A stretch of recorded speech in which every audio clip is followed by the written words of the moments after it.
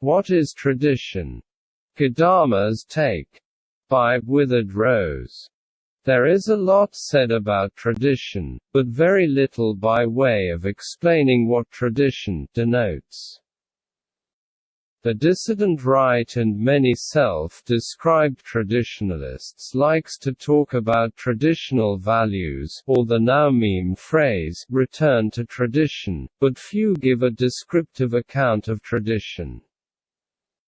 Something else the dissident right, or at least segments of it, likes to talk about is Martin Heidegger, but they do not often talk about his philosophical children.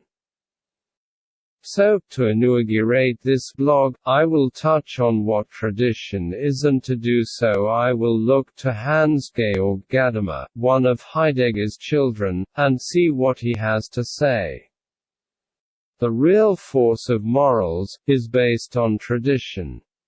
They are freely taken over but by no means created by a free insight or grounded on reasons.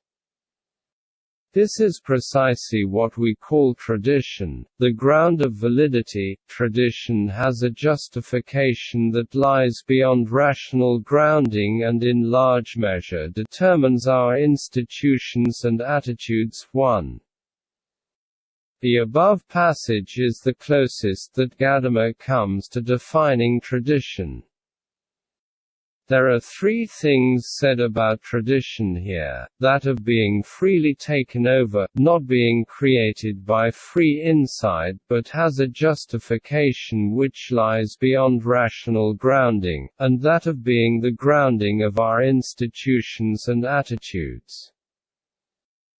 Morals, or at least their real force, are based in tradition because they are freely handed over and are not created by a free insight or grounded in reasons.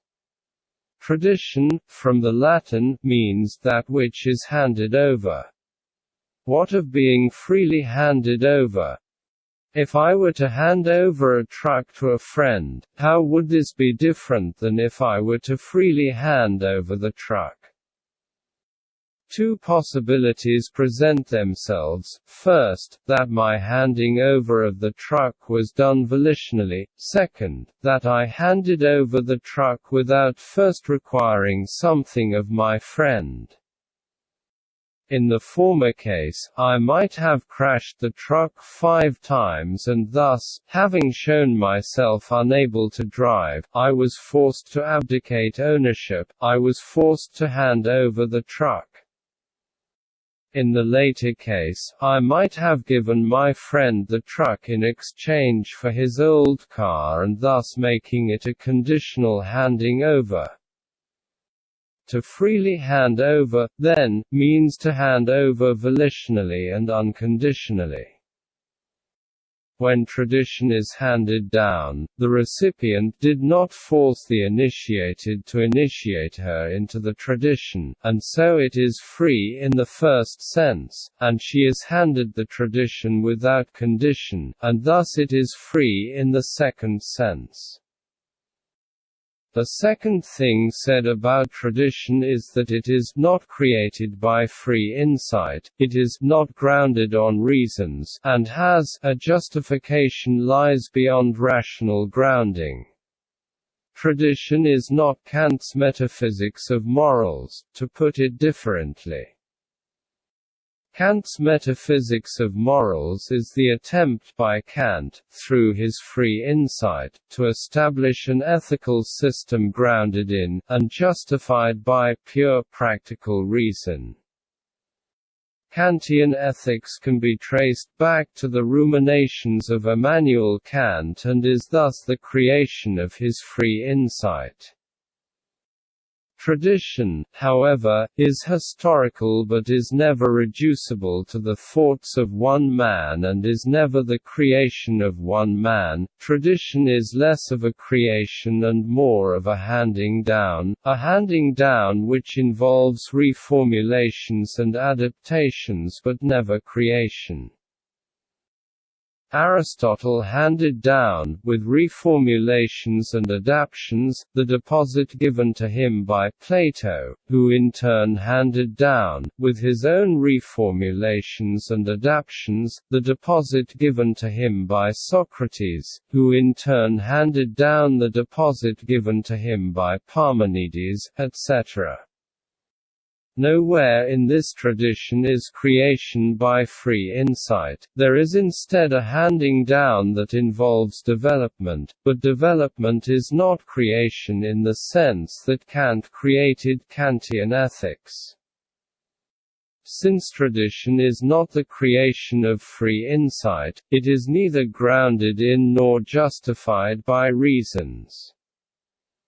This is not to say that tradition is irrational or is divorced from reason. Aristotle, Plato and Socrates all used reason, and Aristotle was the first person to formalize the science of logic. How, then, is tradition not grounded in nor justified by reasons? Keeping with the example of the Greeks, the value of the Aristotelian tradition is not that it was based upon some a priori principle or that a list could be made of all the reason why it is valuable. Rather, the value of the Aristotelian tradition is in the ways it developed the ideas of Plato, Socrates and the pre-Socratics, how it overcame the challenges Plato, Socrates, and the pre-Socratics faced. If there is a base, rather than multiple bases, to the tradition, it would be fidelity to what came before, and a fidelity expressed by a dual attitude of reverence and a critical examination that gives birth to development, reformulation and adaptation. If a justification of the tradition were to be given, it would look more like a story, a telling of how the tradition overcame various challenges and how it fared better than its rivals, than a syllogism. The third thing said about tradition in the passage above is that tradition, in large measure, determines our institutions and attitudes. Institutions vary in age and specificity. Some institutions have only existed for a generation and are specific to a particular region of a particular country, others have existed for thousands of years and are found almost everywhere across the world. It will be the later, consisting of the university, the state, the church, and the family, which will be of focus here. Institutions, like tradition, exist by being handed down from one generation to the next. The birth of a generation inaugurates the coming to be of new professors, new sovereigns, new bishops, and new families.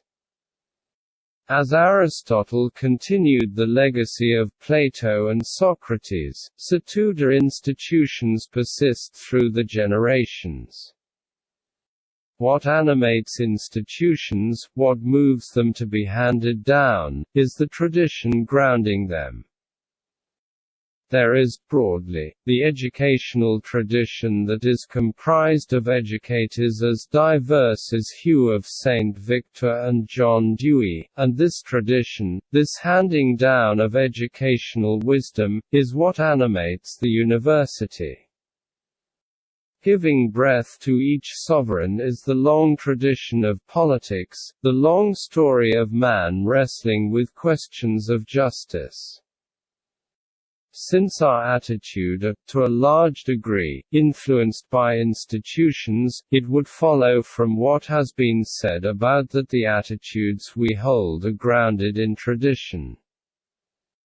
Most people cannot explain why they have the attitudes they have, and to give reasons for each attitude would, in some sense, not adequately explain why people hold the attitudes they do. To understand our attitudes, we need to understand their place in the tradition we are a part of. The inclination towards tolerance, for example, is understood when looking at how it fits within the liberal tradition from John Locke to today. To understand the aversion to polygamy requires looking at the Christian tradition from Abraham to today. Traditions are stories, and as historical beings, as beings living out stories, our attitudes only make sense when understood within the tradition we are a part of.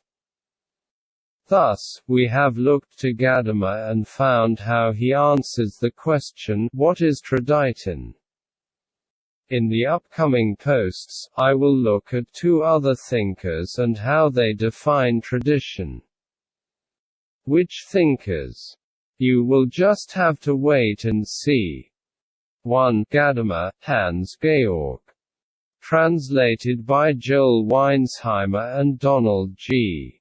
Marshall. Truth and Method. Continuum Publishing. New York, New York. 2004. 282.